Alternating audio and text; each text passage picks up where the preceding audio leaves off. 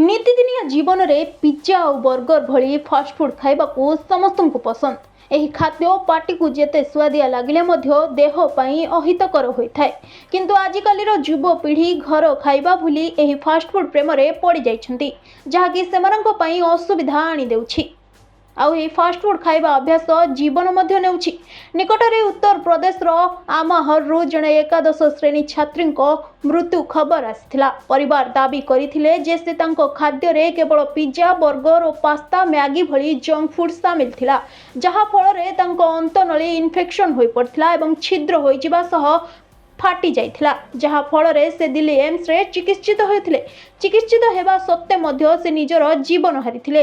एबे जहाकु नै जनसाधारण रे मध्य आतंक सृष्टि होइछि। तेबे प्रश्न उठुछि जे सतरे कोन फास्टफुड कहार जीवन नै पारे। तेबे नै दिल्ली एम्स रो गैस्ट्रोएंट्रोलॉजी विभाग रो प्रोफेसर कहिसंती जे फास्टफुड बा जंक फूड बहुत क्षतिकारक अटे एवं अत्यधिक सेवन अनेक गंभीर रोगर कारण होई पारे। किंतु प्रथम थर पई मु अंतनली फाटिबा भली एक केस देखली। झियोटीर मृत्यु हुए तो हृदघात रे होई थाई पारे, किंतु अंतनली फाटिबा भली विषय मु प्रथम थर पई सुनिली। तेबे से कहिसंती जे फास्टफुड खाइबा द्वारा शरीर को पर्याप्त पुष्टिसार एवं आवश्यक विटामिन एवं खनिज पदार्थ रु वंचित करे। तेबे फास्टफुड खाउथिबा लोक माने ओजनदार देखा जाई पारंती, किंतु पुष्टिहीनतार शिकार हुअंती।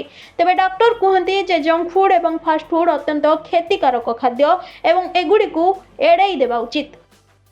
मासरे थरे आपण स्वाद पई सेवन करि परिबे, किंतु जदि आपण एहाकु एक अभ्यास रे परिणत करछंती तेबे आपणक शरीर यथेष्ट क्षति हेबो।